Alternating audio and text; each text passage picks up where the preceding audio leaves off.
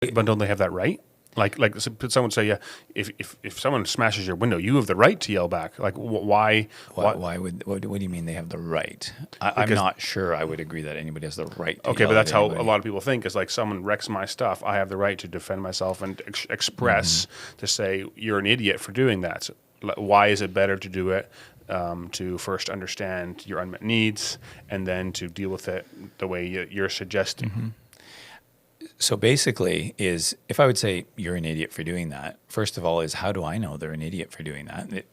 I don't even know that because I don't know if it was intentional or not intentional. And even if it was, that person only did it because of an unmet need on their behalf as well. So if it was intentional, as an example, if it was intentional, maybe there's some past hurt that they think the best way to do it is get more pain. So the whole premise of this is that if we just keep slinging thorns back and forth, all we're doing is spitting thorns at each other and hurting each other. And the worst part about spitting thorns at each other is that eventually we start spitting them at ourselves, or even before that, and we're like, yeah, I am so stupid. And then we're actually not spitting it out. We're just taking the thorn and letting it poke all the way down into our stomach without coating it with saliva. Yeah. So the whole premise of it is if I say I have the right to throw a judgment at someone, then really I'm saying that we should just keep slinging thorns. So yeah, I don't buy that we have the right. What we do have the right to do is say, hey, that really makes me angry when I see my window this way. And can we talk about this? Can you tell me what's going on here? And now trust me, that's not a one-day process because there's a statistic out there that I think it's 30 to 40% of people can only identify an emotion as it happens. So in a clinical situation, this is in a lab, only about 30 to 40% of people can actually identify an emotion as it happens or a feeling. So and they can't be taught afterwards either. So yes, it can be, and there's a whole school of thought called EQ, which is emotional intelligence, right? And that's kind of along those lines. Okay. So Dr. Travis Bradbury quotes that statistic in his book Emotional Intelligence, and so the whole concept of that is if we think about that. In a clinical lab situation, we can only identify an emotion 30 to 40% of the time as it's happening. Can you only imagine if we got 6 emotions or feelings happening at the same time in a very volatile situation? I'm betting that we're in the 10 to 15% of actually identifying the feeling.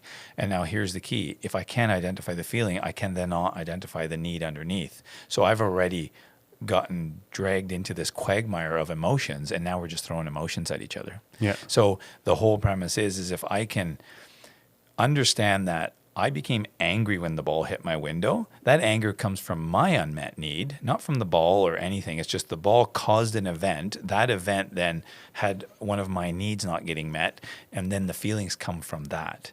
And then if I go to that place, suddenly we can talk about the ball and how it should not hit my window rather than you're an idiot, I'm an idiot, you're dumb, I'm dumb kind of thing. Okay. Right? So you go to the root of the issue, basically. You go to the real issue, absolutely. So if someone says you're driving recklessly, it would be much better if we're saying you're really hitting the sidewalk a lot. Because recklessly is my judgment of what it's like to drive. I'm driving with my 16-year-old daughter. I think everything's reckless. But when I'm driving myself, I don't see those things as reckless because we have biases. Yeah. So it's much better if we could actually speak, very first point, observe. Hey, I noticed you just hit the sidewalk. Hey, I noticed the ball hit my window. That's way less judgmental than you're reckless. And we know that there's evidence out there. It's fascinating research in the last 5 to 10 years that when I feel judged, my learning center shuts down. So if you start judging me, saying you're dumb or you're reckless, my ability to learn starts shutting down.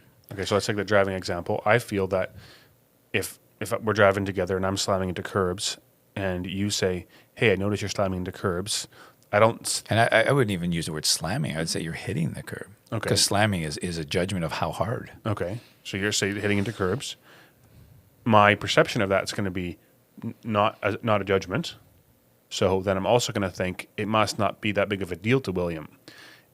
If you said you're driving like an idiot, I would change my driving a lot quicker.